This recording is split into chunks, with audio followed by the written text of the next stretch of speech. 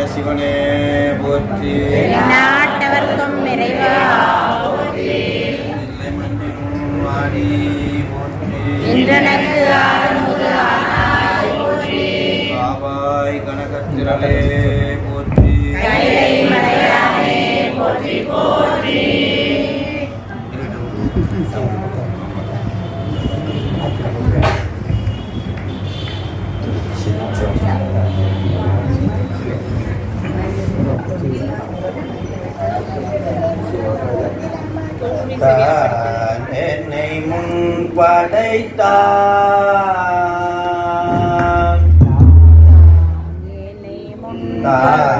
என்னை முன் படைத்தான், தான் என்னை முன் படைத்தான்.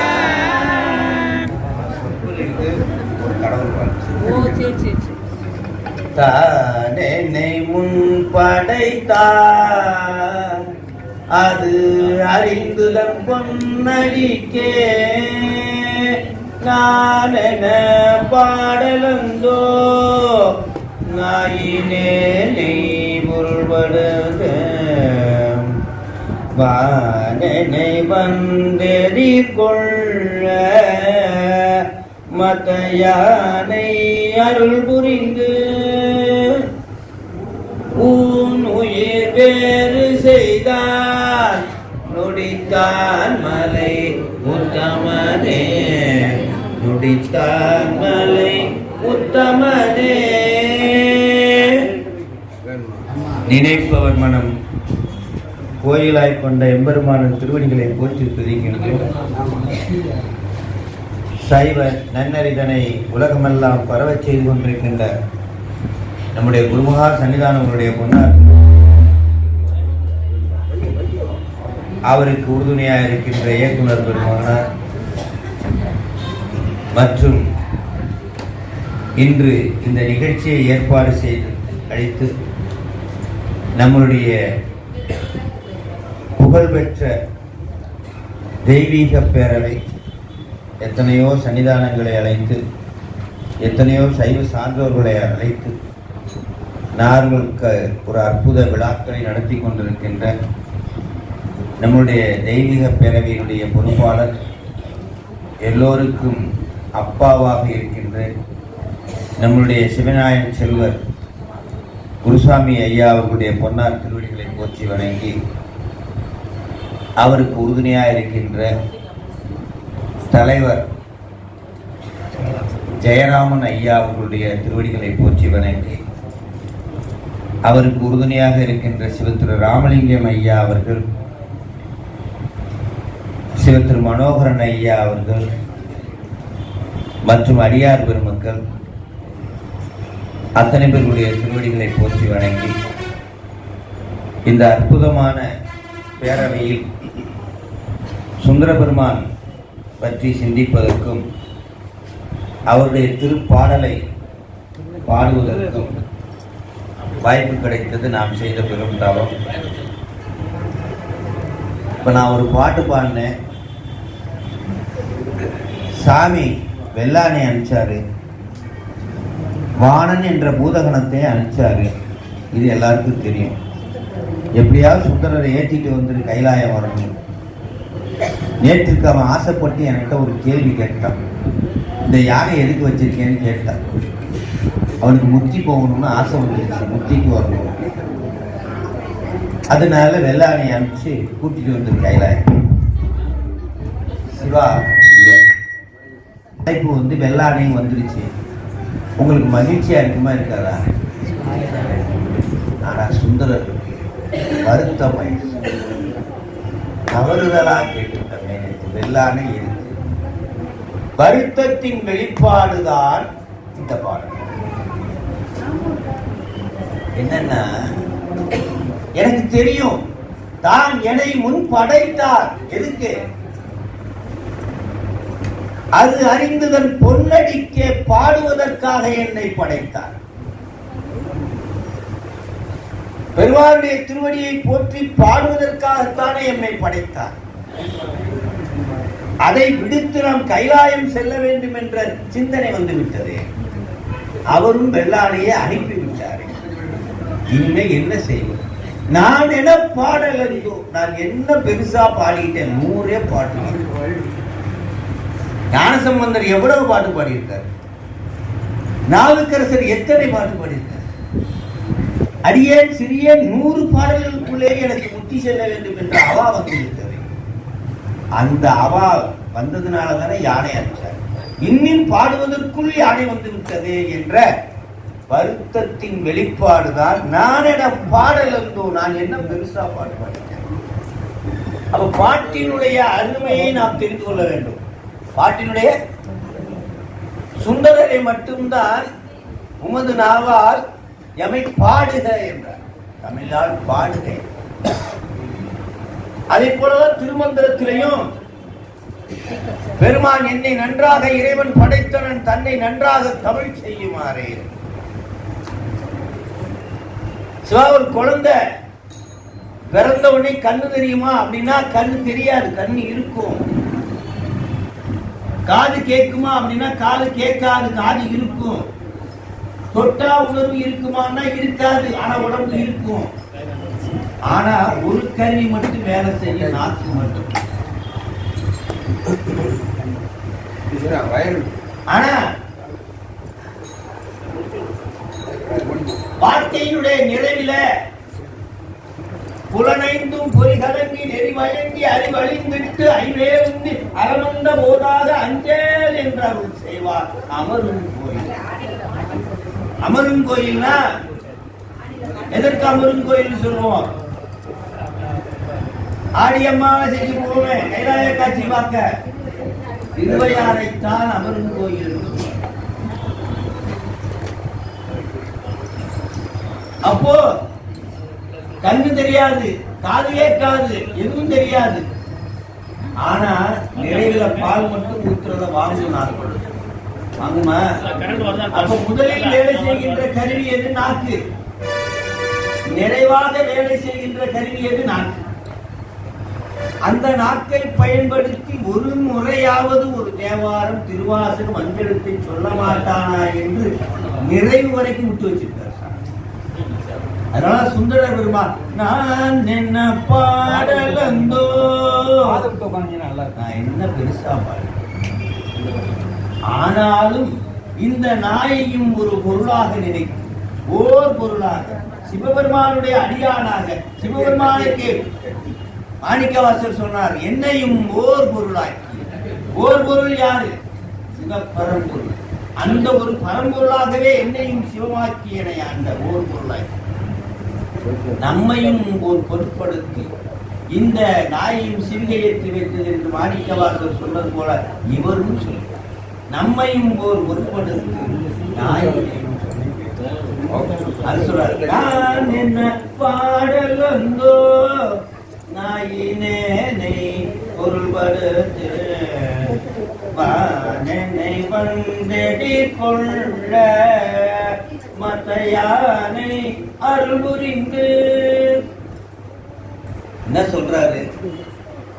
நான் 100 பாட்டு தான் பாடியிருந்தேன், இருந்தாலும் சாமி என்னையும் ஒரு பொருளாக மதித்து வானனை அனுப்பி வான கெஞ்சி நான் சாமி எப்படியா ஏறிக்க, நான் மட்டும் ஏற முடியாது, என்னோட இருக்க அடியார்கள் 7000 பேர் ஏறுவாங்க, ஏறட்டும், எப்படியாவது நீங்க ஏறினா.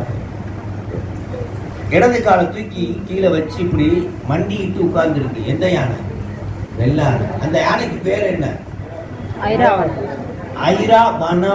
ஐராவதம்ன்றது இந்திரன்ல இருக்கு. ஐராவனம் என்ற யானை தான் உச்சிக்கு இறைவன் அனுப்பிய யானை. இடது காலை தூக்கி வச்சு, யானை இடது காலை தூக்கி வைக்காம இருந்தா ஏற முடியுமா? ஏற முடியுமா? நடராஜர் அதே மாதிரி 24 மணி நேரம் எதை தூக்கி வச்சுக்கிறாரு? இடது திருவடியை தூக்கி வச்சிருக்காரு. அப்படின்னா என்ன பொருள்? அந்த சாமிக்கு யானை என்று ஒரு பொருள். சாமிக்கு என்னது? யானை. அதனாலதான் கஜகஸ்தம் என்று நடராஜருடைய திருவடிக்கு ஒரு பேர் என்னது? கஜகஸ்தம், யானையின் திருவடி என்று. குஞ்சித பாதம், அருளை பொழிகின்ற பாதம் சாமிக்கு. அப்போ அந்த திருவடியை பாடுவதற்காகத்தான் என்னை இந்த உலகத்தில் படைத்தார் என்று அவர் சொன்னார். நமக்கு அது பொருந்துமா பொருந்தாதா? பொருந்துமா பொருந்தாதா? பிறந்தாச்சு, நாட்கள் கொடுத்தாச்சு, இப்ப என்ன செய்யணும்? அவனை பாடுவதற்காக வாயே வாச்சு கண்டா என்று நாவுக்கு உன்னை நான் மறக்கினும் சொல்லும் நான் நாவினுக்கு அழுங்கலும் நான் நவின்று ஏற்றுமே. ஆனா இந்த நாக்கை வச்சு நம்ம என்ன பேசுறோம் நமக்கே தெரியும். புறம் பேசுறதே நமக்கு பெரிய ஆன்மீகத்துல கூட நம்ம அப்படி செஞ்சா இறைவனை போற்றி புகழ்வது மட்டும்தான் அடிமைக்கு அழகு, வேறு எந்த இதுவும் கிடையாது. அடிமைக்கு அழகு ஆண்டாளை போற்றுவது. அதான் நான் என்ன பாடல் இருந்தோ அதுல சாமி முன்னாடியே இதை சொல்றாரு. சுந்தரர் முன் ஜென்மத்துல பிறந்திருப்பாரு. எத்தனை ஜென்மத்துல ஒவ்வொருத்தரும் பிறந்திருப்பாங்க. அவரும் பிறந்திருக்காரு. அந்த ஜென்மத்துடைய ஞாபகம் வந்துச்சான். யாருக்கு? இவருக்கு அது மாதிரி ஞாபகம் வந்துச்சா? யாருக்கு? ஞான சம்பந்தம். முன் ஜென்மத்து ஞாபகம். அது பெரிய புராணத்துல ஒரு பாட்டுல பாடுவார். என்னது? மெய்மேல் கண்துளி பனிப்ப. குழந்தை 2.5 வயசு குழந்தை, அப்பா உள்ள போயிட்டாரு, குளத்துக்குள்ள போயிட்டாரு. அழுகுது. யாரை பார்த்து? அப்பா பார்த்து. மெய்மேல் கண்துளி பனிப்ப. சுட்டு சுட்டா உடம்பு மேல தண்ணி விழுது. வேறெங்கு பார்த்தாழ்வார் தம் மேலை சார்புணர்ந்தே சாரும் பிள்ளமை தானோ தம் மேலை சார்புணர்ந்தே. என்னது? முன் ஜென்மத்தினுடைய சார்பு அவருக்கு ஞாபகம் வந்துருச்சான். உடனே குளத்தை பார்த்து அழுத ஒரு டைரக்ஷனை திருப்பிட்டாராம். எப்படி? இப்படி திருப்பி அண்ணாந்துட்டாராம். என்ன இருந்தது? யார் ஞானசுந்தர் குளத்துக்கு போயிருக்கீங்களா? அம்பாள் சொன்னது எழுத்தா அப்படி இப்படி இருந்து கீழே குளத்தை பார்த்து அழுதவர் அப்படியே டைரக்ஷனை எப்படி திரும்பினாரா? அண்ணாந்து பார்த்தாராம். என்ன இருக்கும் இங்க? செம்மேனி வெண்ணீச்சர் திருத்தோணி சிகரம் பார்த்து அம்மே அப்பா என்று அழைத்தருளி அழுதருள. அப்படி இங்க அழுதுகிட்டு இருந்த பிள்ளை அப்பாவை பார்த்து, இந்த உடம்புக்கு தந்தையை பார்த்து அழுது கொண்டிருந்த அந்த பிள்ளை அப்படியே தம் மேலை சார்பு உணர்ந்து அப்படியே திரும்பிச்சான். அதே மாதிரி சுந்தர பெருமானுக்கும் மேலை சார்பு ஞாபகம். அது ஒரு பாட்டுல சொல்றாரு. மற்ற பற்றெனக்கின்றினின் திருப்பாதமே மனம் பாவித்தேன். முன் ஜென்மத்துல பாவித்தேன் நடந்தது. முன் ஜென்மத்துல நடந்தது ஞாபகம். இதே மாதிரி பாட்டி கொடுமுடிக்கு வந்திருக்காரு, பெருமானை பார்த்திருக்காரு. அங்க இருக்கிற யாருமே தெரியல அவருக்கு. முன் ஜென்மத்துல யாருமே பூஜை காலையில ஆத்துல குளிச்சுட்டு சாமியை போய் பார்க்கிறாரு. சாமிக்கு அலங்காரம் பண்ணியிருக்காங்க, எதுவும் தெரியல. அப்படியே இதெல்லாம் பண்ணியிருக்காரு, எதுவுமே தெரியல. அவருக்கு தெரிஞ்சது என்னன்னா திருவடி ஒண்ணுதான். அவருக்கு தெரிஞ்சது என்னது? திருவடி ஒண்ணு. மற்ற பற்றனைக்கின்றின் திருப்பாதமே மனம் பாவித்தே. அந்த திருப்பாதத்தை நான் பெற்றலும், அந்த திருப்பாதத்தை முன் ஜென்மத்தில் நான் பெற்றலும், இந்த ஜென்மத்தில் பிறந்தேன் உன் அடியாராக. பெற்றலும் பிறந்தேன் இனி பிறவாத தன்மை வந்தெய்தினே.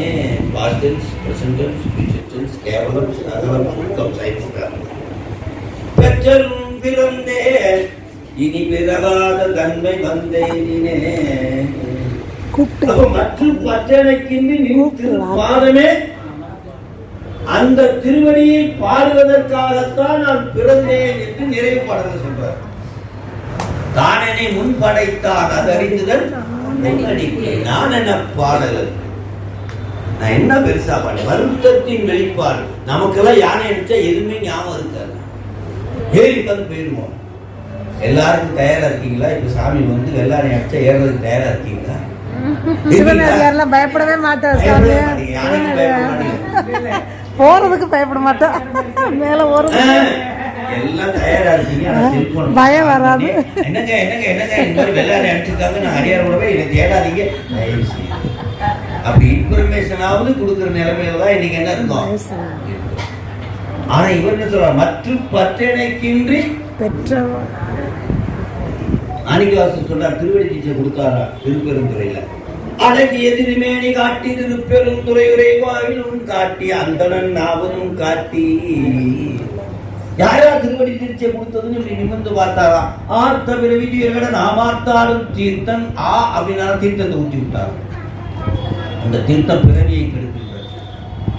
இப்படி பெருமானுடைய அந்த தீட்சை செயலையெல்லாம் அங்கே இருக்கு. அதை சொல். மற்ற பச்சனைக்கின்றின் திருப்பாதமே மனம் பாவித்தேன். அந்த போன ஜென்மத்தில பாவித்ததுனாலதான் இந்த ஜென்மத்தில உன்னை பாடுவதற்காக என்னை படைத்திருக்கிறார். சிவா, இன்னைக்கு நீங்க பாடுறீங்களா இல்லையா? தேவார திருவாசகம் எல்லாம். அப்ப முன் ஜென்மத்துல அவருடைய திருவடியை நீங்க பாவித்ததுனால தானே அதனுடைய தொடர்ச்சியா இன்னைக்கு பாடுறீங்க. அப்ப இனிமே பெறவாத தன்மை அவருக்கு மாதிரியே உங்களுக்கு வந்துருச்சா இல்லையா? அதுதான் சிவம். பிறவாத தன்மை. அப்ப நமக்கு நாவார என்ன செய்யணும்? சாமி ஒரு பாட்டுல சொல்றாரு, கண்ணு பிடிக்கிட்டாரு, தப்பு செஞ்சுட்டாரு தெரியும், உடம்புல நோய் வந்துருச்சு, உங்களுக்கு எல்லாம் தெரியும், அந்த கதையெல்லாம் நம்ம திருவும் மெய்ப்பொருளும் செல்வமும் உனக்கு சீருடை கலர்கள் என்று எண்ணி ஒருவரை மதியாது உறாமைகள் செய்யும். எனக்கு உன்னுடைய திருவடியை தவிர எனக்கு எதுவுமே சொத்து கிடையாது. அவன் எவ்வளவு பெரிய ஆள் வந்தாலும் சரி, நான் அவன் மதிக்கல. அதுக்காவது என் தண்டனை கொடுத்து நம்பினார். தப்பு செய்தா தண்டனை உண்டு. உத்தர வரலாற்றில் தப்பு செய்தா தண்டனை உண்டு. அதனால நீ எவ்வளவு பெரிய தோழனா இருந்தாலும் சரி, நீ என்னையே நினைச்சு உனக்கு தண்டனை கண்டிப்பா உண்டு அப்படின்னு சொல்ற. என்னென்னமோ செஞ்சு பாருங்க. அடுத்து மேகுடனின் திருவடி அடைந்தேன், அதுவும் நான் படப்பால் அது அன்று. ஆனால் பிளிக்கை வாரியும் பால் கொள்ளும். மாட்டுக்கு பால் கறந்து பார்த்துருப்பீங்க, ஆட்டுக்கு பால் கறந்து பார்த்துருக்கீங்களா? பின்பக்கமா உட்காந்து மடியை எடுத்து அப்படி கறப்பாங்க. அப்படி கறக்கும் போது அதுக்கு இன்ட்ரெஸ்ட் ஆகிடும். அப்படியே புழுக்கையை போட்டுக்கிட்டே இருக்கும். அப்படி அப்படி அப்படி தட்டி விட்டுட்டு பாலை என்ன பண்ணுவாங்க? கறந்துக்கிட்டே இருப்பாங்க. அப்படின்னு பார்த்தா 4 புழுக்க உள்ள விட்டுரும். நீங்க நேரா பார்த்தீங்கன்னா வாங்க மாட்டீங்க. அவன் பால் அப்படியே இழுத்து ஊற்றிட்டு புழுக்கையை தூக்கி வெளியே போட்டுருவோம். பிழுக்கை வாரியும் பால் கொள்வர் அடியேர் பிழைப்பன்னாகில் திருவடி விளைய. நீ மட்டும் அந்த பிழுக்கையை வாரிட்டு அந்த பாலை ஏற்றுக்கிற மாதிரி என்னையும் உன்னுடைய அடியார் தானே, உன்னை தவிர எனக்கு யாரும் இல்லையில, என் குறையும் தப்ப சத்தியம் செஞ்ச மருத்துவ ஏற்றுட்டு கிடையாது. எதுக்குமே அசியாத சிவபெருமான் ஒரே ஒரு சொல்லுக்கு கட்டுப்பட்டார். அடியாருடைய விண்ணப்பத்திற்கு கட்டுப்பட்டு ஒரு கண்ணை கொடுத்தார். கச்சியேகம்பன் ஒரே ஒரு மாமரத்தின் கீழ் இருந்த அம்மை வழிபட்டதுனால அம்பா சாமிக்கு பேர் என்னது? கச்சியேகம்பனாக. அங்கே ஒரு பாட்டு பாடுறாரு. அந்த பாட்டினுடைய சொல்லை கேட்டார், உடனே கொடுத்துட்டார். காலகாலனை கம்பனெம்மானே காணக்கண் அடியே பெற்றவாரே. நாயமா கச்சியேகமனை தானே பாடணும். அந்த தளத்துல காலசம்கார மூர்த்தியை நோக்கி பாடுறார். கால காலனை கம்பனெம்மானை காணக்கண் அடியே பெற்றவாரே. கட்டு கண்ணை குடிச்சிட்டாருங்க, உடனே குடிச்சிட்டாரு. ஒண்ணுமே பேச்சே கிடையாது. அப்படி என்னங்க அந்த சொல்லுக்கு? சிவா சப்தரிஷிகள் மார்க்கண்டேயருக்கு திருவடி தீட்சை கொடுத்திருக்காங்க. சப்தரிஷிகள் கொடுத்தா யாரு கொடுத்ததா அர்த்தம்? சிவபெருமான். குருநாதர் கொடுத்தா யாரு கொடுத்ததா அர்த்தம்?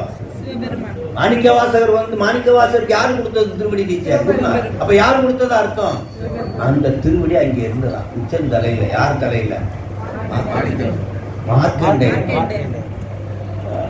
அப்போ பாசக்கயிறை வீசுறதுக்கு யமதூதர்கள் வந்தாங்க.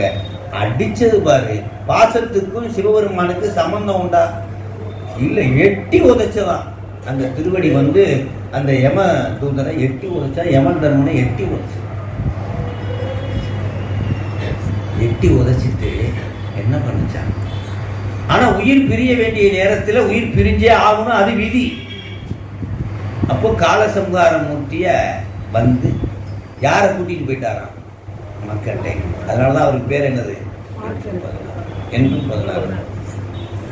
அப்ப யமதர்மனை எட்டி உதைத்து விட்டால் அடுத்த ஒரே வாய்ப்பு யார் எடுத்துட்டு போக முடியும் உயிரை? காலனுக்கு காவல். யார் அவரு? சிவபெருமான்.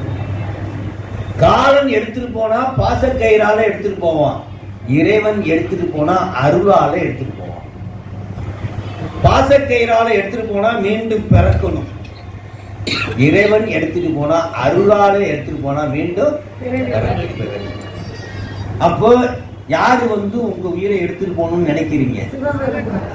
அதான் பூவா சென்னி மன்னன். அதாவது பெருமானுடைய சென்னி மன்னி பெருமானுடைய. அப்போ இந்த விஷயத்துல என்ன ஒரு விஷயம் தெரிகிறது என்றால், சாமி மார்க்கண்டேயனை நீ வந்து கூட்டிட்டு போற மாதிரி என்னையும் யமதர்மம் ஒரு நாள் வந்து கூட்டிட்டு போக வருவான். நீ ஒரு எட்டி உதைச்சு என்னை அப்படி அழகா கூட்டிட்டு போற பாரியா, அந்த அழகை பார்க்கறதுக்காவது எனக்கு என்ன கொடுக்கணும்? காலகாலனை கம்பனெம்மானை காணக்கண் அடியேன் பெற்றவாறே. இப்ப கொடுக்கலைன்னா என்ன ஆகும்? இந்த கண்ணை கொடுக்கலைன்னா என்ன ஆகும்? பொய்யாயிடும். காலசம்ஹாரமூர்த்தி வந்து கூட்டிட்டு போவான் என்ற அந்த மந்திர சொல் என்ன ஆயிடும்? பொய்யாயிடும். யமன் தான் கூட்டிட்டு போவான்றது மெய்யாயிடும். இது உண்மையா? இல்லை. அப்போ விண்ணப்பத்தை இதிலிருந்து ஒரு கருப்பொருளை புரிந்து கொள்ள வேண்டும். பெருமானிடத்தில் நீ வைக்கின்ற விண்ணப்பம் சரியாக இருக்க வேண்டும். எது உனக்கு தேவையோ அதை வைத்தால் நிச்சயம் கொடுப்பான். உனக்கு தெரியவில்லை என்றால், எனக்கு என்ன தேவைன்னே தெரியவில்லை என்றால், நீ பார்த்து என்ன செய்யோ வேண்டும் பரிசு ஒன்று உண்டனில் உனக்கு தெரிஞ்சா சரியான விண்ணப்பத்தை தெரியலன்னா நீ பார்த்து என்ன செய்ய வேண்டும் பரிசு. அப்போ இதுல என்ன செய்யறாரு? முக்கியமான விஷயம், ஒரு ஆன்மாவை மனித உடம்பை கொடுத்து அரிது அரிது மானிடராய் பிறப்பது அரிது அரிது அரிது கும்பு சென்று இப்படி பிறப்பது அரிது அரிது அரிது சைவ குடும்பத்தில் பிறப்பது அரிது அரிது அரிது சைவம் பிறனாது இருத்தல் அரிது அரிது அரிது வறுமையில் இல்லாது சைவ பணி செய்தல் அரிது. ஆகவே சைவ பணியில் பிரதானமாக சரியை கிரியை யோகம் என்று சொல்லுகின்ற அந்த தொண்டிலே, கிரியா தொண்டிலே பிரதானமாக இருப்பது இறைவனை நோக்கி பாடுவது, ஆண்டானை நோக்கி அடிமை பாடுவதுதான், போற்றி அர்ச்சித்ததுதான் மிகப்பெரிய சொத்து. நீ வாயார ஒரு வார்த்தை பெருமானை போற்றி விட்டால் நிச்சயமாக பெருமான் உன்னை எங்க கூட்டிட்டு போவார்? கைலாயம் தான் இந்த நாட்டை பயன்படுத்தி. அப்பேற்பட்ட சாமியே கூப்பிட்டு திரு தமிழார் எம்மை பாடுக, என்னவென்று நான் பாடுவேன் சாமி, என்னவென்று என்னை எவ்வாறு நீ ஏசினாயோ பித்தா என்று ஏசினாய். பித்தனுக்கு 3 கடமை. என்ன கடமைன்னா, 1 நமக்கெல்லாம் பிடிச்ச மாதிரி செய்வோம், இல்லைன்னா நமக்கெல்லாம் பிடிக்காத மாதிரி செய்வோம், இல்லைன்னா திடீர்னு எதிர்பாராத ஒன்றை செய்வோம். அப்படித்தானே செய்வாங்க.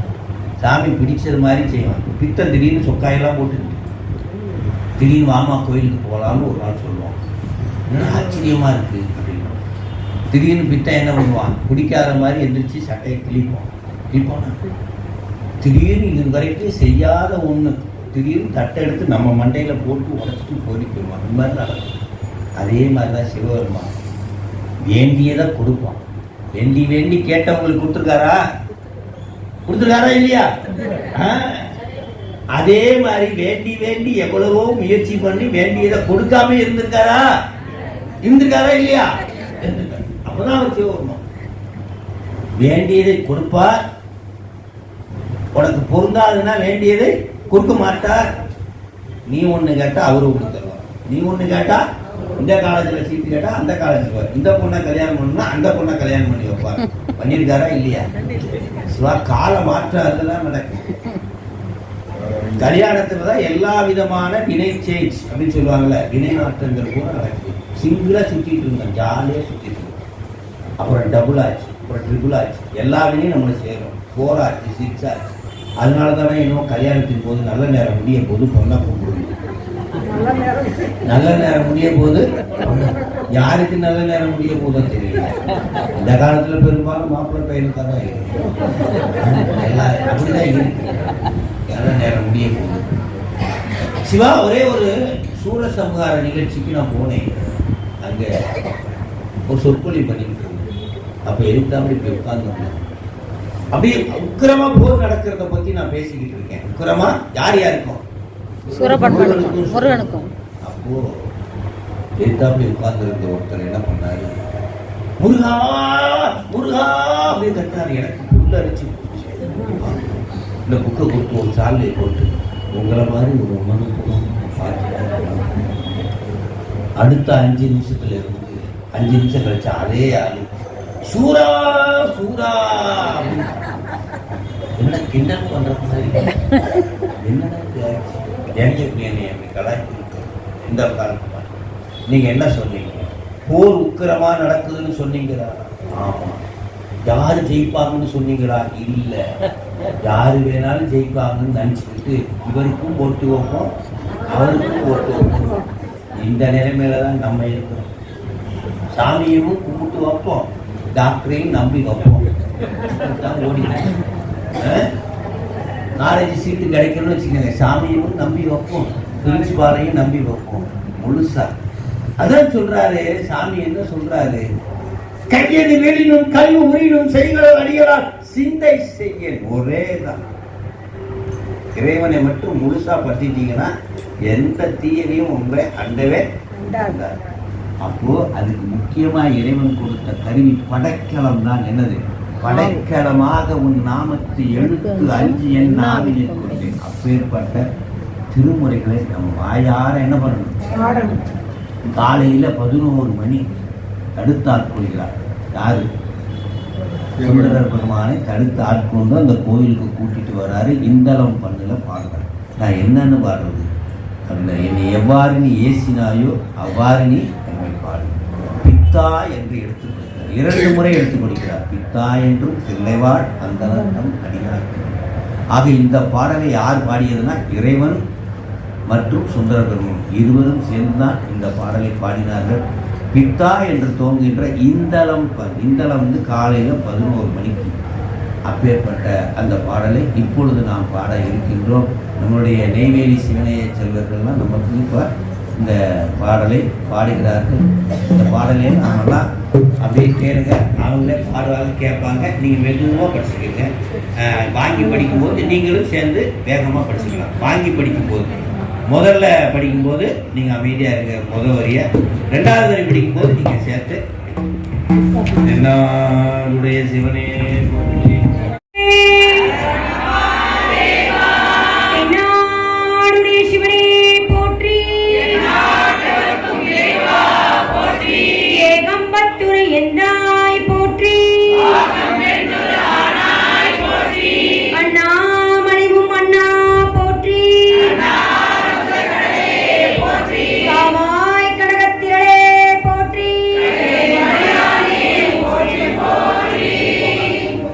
திருச்சிற்றம்பலம்.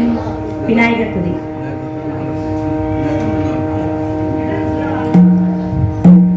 திருச்சிற்றம்பலம். பக்கரவை சித்திரமணி